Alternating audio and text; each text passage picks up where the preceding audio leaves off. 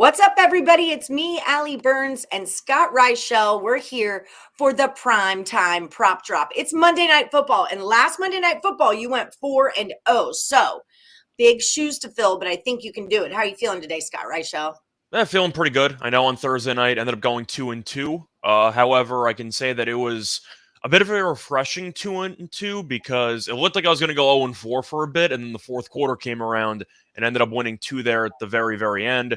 So went 2-2, ended up hitting a plus money play there on Kamara. So I believe we technically made profit, maybe like 10 cents, but still made profit on the Thursday night game.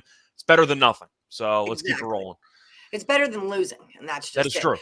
true. So we're talking the Patriots at the Bears. Patriots are -8.5. The total on this one is a 40, but we're not looking at sides and totals. We're looking to drop some props on you. So how are we going to kick this one off, Reichel?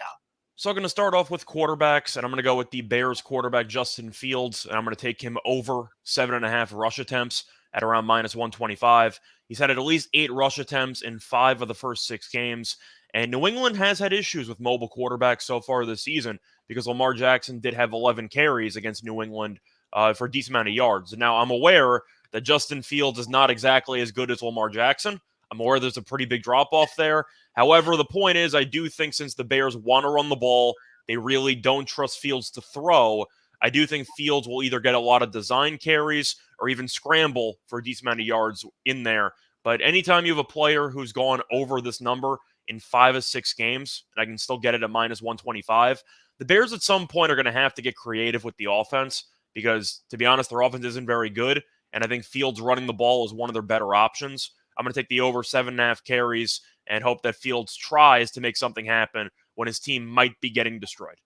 So Yeah, because I kind of see them getting destroyed. All right, yeah. let's flip over to the other side of the ball. Let's talk to me about Mac Jones. So the numbers this season actually support the over. However, I'm going to take the under 28.5 pass attempts because of the situation surrounding his return, because he was starting when the season began, then he injured his ankle. Zappi came in, looked really good. The point is, it's Jones' first game since the ankle injury, and I do think as a result, New England will be extra careful to try to limit the workload that he has to keep him healthy. And Chicago is especially bad against the run. They're allowing 163 rushing yards per game, which is the 4th most in the league. And Chicago's also only allowing 178.7 passing yards per game, which is the 3rd fewest. So I do think New England's going to try to run the ball a lot in this game because Chicago just can't stop it. And I do think since Washington, for example, ran the ball down their throats on Thursday night, you'll see Stevenson play well.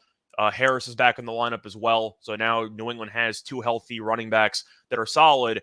I think it's more just based on potential game flow concerns where the Patriots might be up by a bunch and they'll just completely just run the ball the entire game.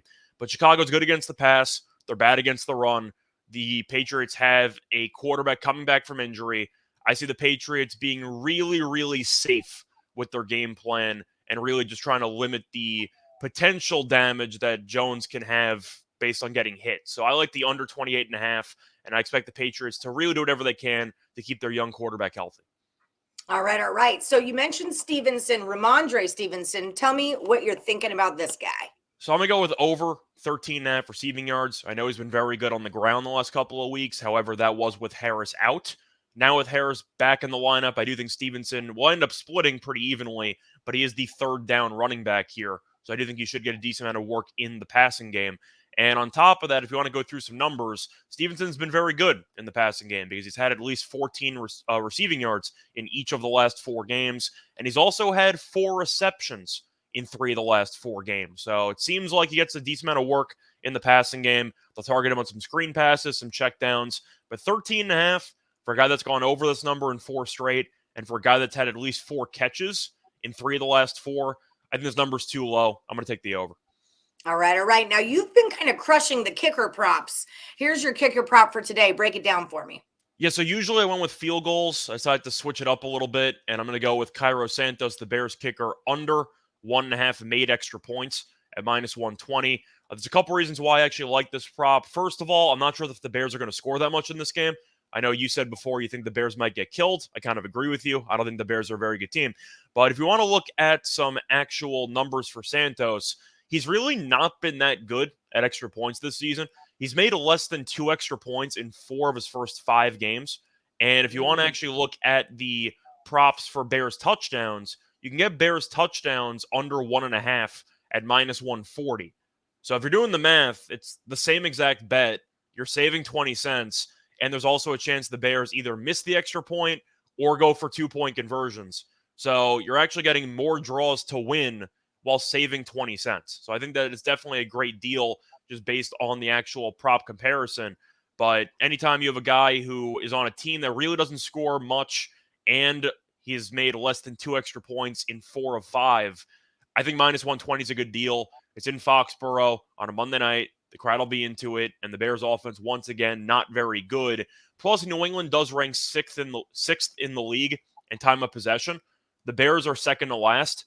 I'm not sure the Bears are going to have the ball that much in this game. It seems like it's the kind of game where New England will run the ball, drain a lot of clock, take 7 minutes off the clock on a couple of drives, and then they're going to dare the Bears to actually go 80 yards and beat them on a couple of drives. I don't see that happening. So I'll basically dare the Bears to score 2+ touchdowns. I'm not sure they're going to do it, but I do like the fail-safe option if Santos either misses or they go for a 2-point conversion. All right, all right. Oh, those Bears. All right. So everybody like, subscribe, ring that bell for notifications if you enjoyed the content that you watched here today. Also, I do have a sponsor, and it's FanDuel. They've got a no sweat first bet up to $1,000. Find the link in the description of this video. Scott Reichel, tell them who you are and where they can find you. So you can find me on Twitter at Reichel Radio. Besides that, still doing my free YouTube picks every night on Winners and Whiners. Besides that, still doing the Prop Drop show, but we do have more episodes coming up because I know we're also doing basketball starting this week. So should be back tomorrow for basketball, which should be fun. So I believe we have 4 episodes now per week. Yeah, so that's going to be fun. Besides that, still doing the Morningwood show every Friday, crashing that show, which is fun. Besides that, doing the college football show with Steen on every Friday. Went 3-0 this past week, which was nice. Nice. And other than that, though, a lot of gambling content, all free. You can find it all on my Twitter, including some podcasts. Beautiful. And if you're looking for me on Twitter, find me at Plus Money Honey. I'm all over the Picks and Parlays universe. So make sure you ring that bell for notifications. This was your Primetime Prop Drop. Good luck, everyone.